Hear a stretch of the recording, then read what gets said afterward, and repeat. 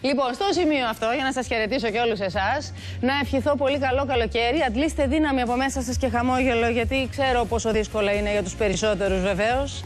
Αλλά μέσα μας τη βρίσκουμε τη δύναμη, δεν περιμένουμε να μας τη δώσει από κανέναν. Θέλω πριν σας χαιρετήσω στο σημείο αυτό που ήθιστε οι παρουσιαστές να ευχαριστούν τον κόσμο κλπ.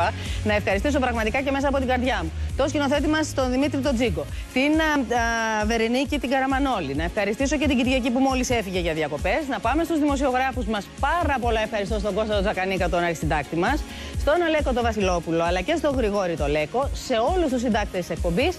Ξέρετε πόσοι πολλοί είναι. Είναι πολύ μεγάλος ο αριθμός των ανθρώπων που δουλεύουν για να βγει το Sky τώρα στον αέρα. Πίσω από τις κάμερες κυρίως, όλα τα παιδιά εδώ μέσα. Καλή παρέα είμαστε. Γεια σου, Δωρή, και σε σένα. Ευχαριστώ το κανάλι βεβαίως που είμαστε εδώ και με το καλό θα τα ξαναπούμε 22 Αυγούστου, αν όλα πάνε καλά. Να είστε όλοι καλά. Καλό καλοκαίρι, 22 Σεπτέμβρη πάλι.